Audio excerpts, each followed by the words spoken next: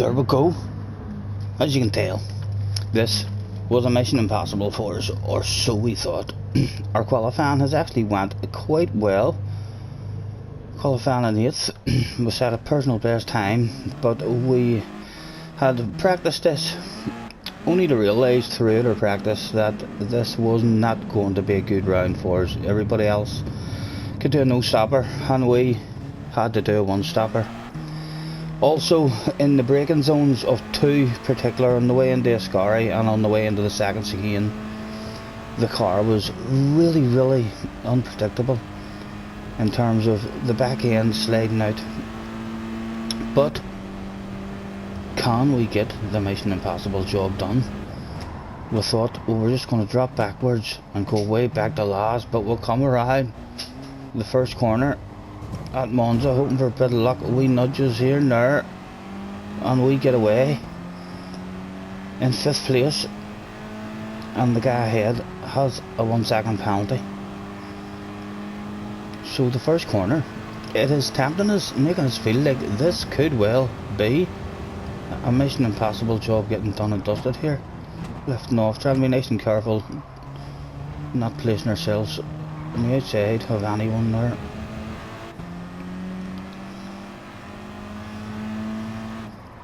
And I think at about this stage, all we wanted in this, you can see our number is number 6. We would have been over the moon with a top 10. As I say, all of our practice races that we've done nothing except for make it clear that we shouldn't even really be entering this race. This was just a nightmare of a race for us. Very disappointed that I've even made the mistake of picking this here Sirocco. I should have knew better. I feel like all the tracks that I felt that I was going to be competitive on and enjoy may well be ruined just because of the car that I'm in. This season may well just be over for us already. But in the first lap here, we're feeling like, hang on, have we got a wee bit of luck with us in this one? Is it just all going to fall into place?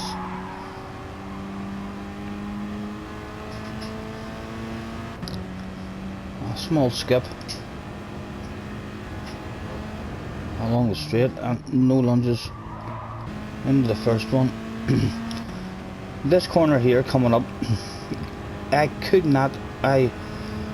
messed about trying all different kind of steering inputs and braking inputs on the way into this chicane, and I couldn't get any kind of consistency with that corner at all in terms of the back end wanting to go on me. Sometimes it felt really stable, other times it just was uncontrollable.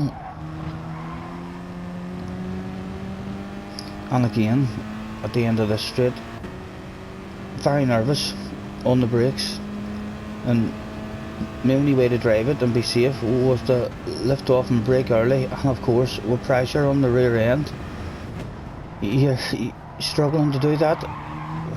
People are going to be coming for lunges, but you can see how the back end just steps out a wee bit on you. No doubt we'll be handling a position over here. I would like to think. We must be very nervous looking behind us and seeing that pressure on the rear end starting to build up. I think I can confirm at the end of this one we had a few skid marks on the underpants. Nothing we could do about it whatsoever. But I'm sure there's a few world champions out there that have ended races with a couple of skid marks.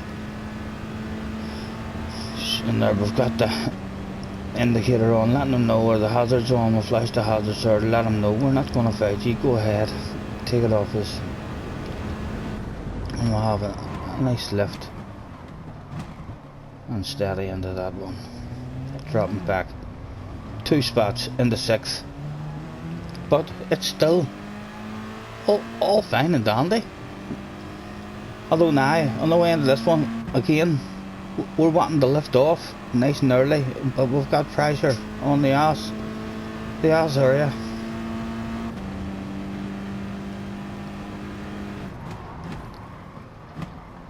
As we come around, you can see the back end just leaves us just like that. And what started out looking so good, like it may well be possible for us, can we get a bit of that luck that we wanted? But we're down, and we shall start with the skip now. Because not much happened for us in this one at all. It was indeed. It turned into a proper Mission Impossible for us. Already after 2 laps, on lap 3, you could already feel the front tower starting to kick in. But as I say, that wasn't our main problem. Our main problem was these two corners here that I've explained to you. This one in particular was just, we're so nervous on the way into it every time. No idea if the car was going to stick for us or going to slide out as it had been doing. And we had a good, with no excuses in terms of practice and stuff, we had a good run at practice in this, trying to learn how to stop that. And as I say, we could not find any kind of way to drive the car and be consistent there. Our way to be safe was to lift off and coast and do half braking, really. And in the race, his hit was just even harder to do that with the pressure on the back end. On with another bit of a skip.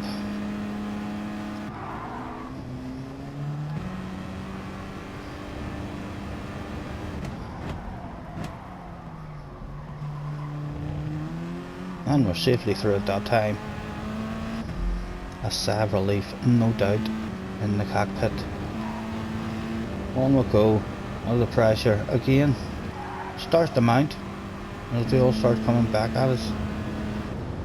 I do believe we have another incident in one of the corners.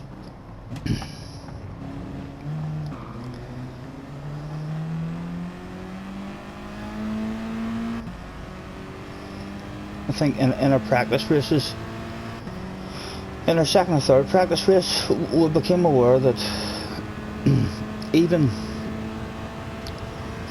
on the last lap, on lap 20, other guys were easily able to do a low 158, and for us, a perfect race for us would have been every lap of the race in the 158s, and perhaps 2 or 3 laps in the 157s.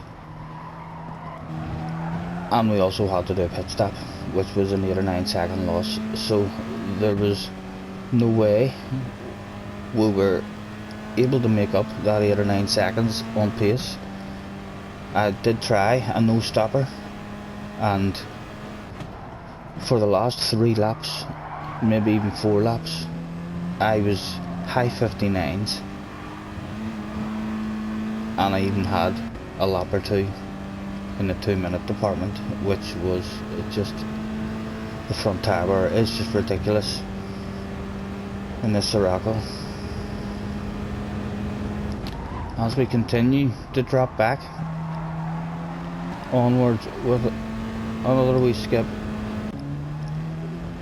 we'll keep an eye on it now and see if this is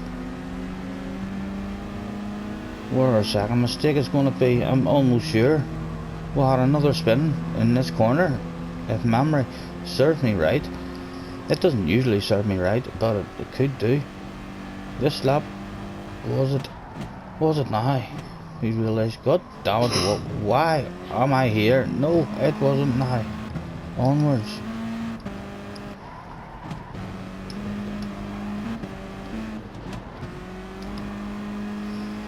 Was it this lap? No, again. We've survived it. 1 death in 8 laps.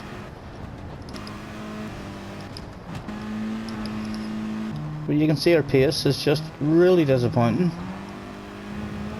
And this is, in fact, one of the ones that I felt like this was going to be my chance to be competitive. In fact, last week we've not been on for a while. We've had some stuff at home to deal with, friends and family here and stuff, and so rather than doing any live streams or any dailies, we've bounced in, not on the stream, but there was a daily race here at Monza, and I thoroughly enjoyed just having a wee go at the qualifying. Anytime I was bored or anytime I got a wee chance, I bounced in, I mean, for half an hour, 40 minutes, and had a go at the qualifying for this one.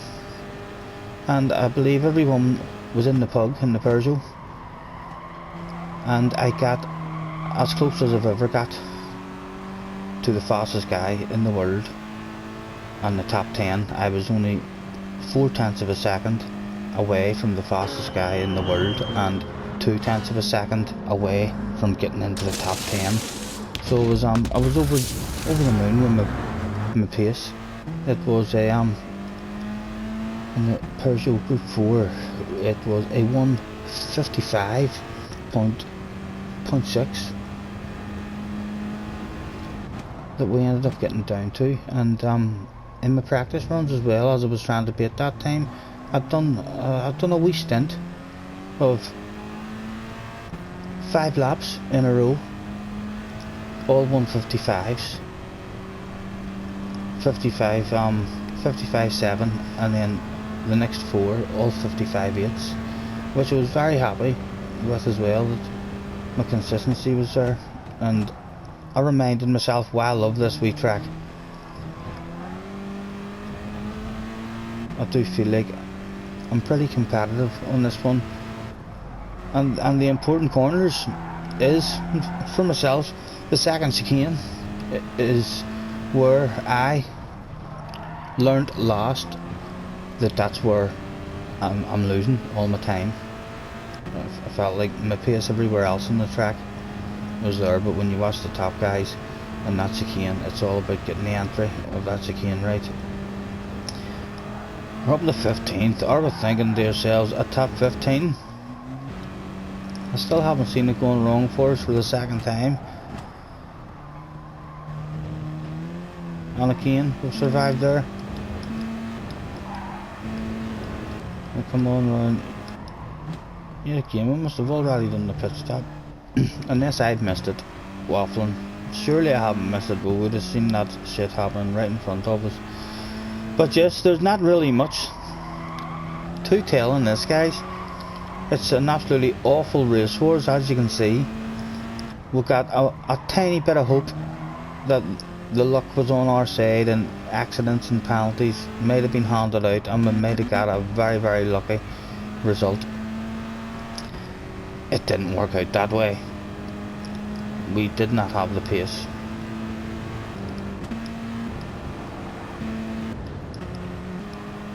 And there is another spin. We had 2 spins in that same corner. There we go. Lap 13 we had another spin. And oh my goodness, the pain was horrendous in the chest area. Humiliating, embarrassing. The fans all laughing at us there on the right hand side. A few of them actually in tears of laughter, hardly even able to see. But absolutely awful round. So I think the best way to end this one would be, it was indeed the Mission Impossible. So I think we'll hand it over to Mission Impossible again, because it was awful, and bring this one to an end.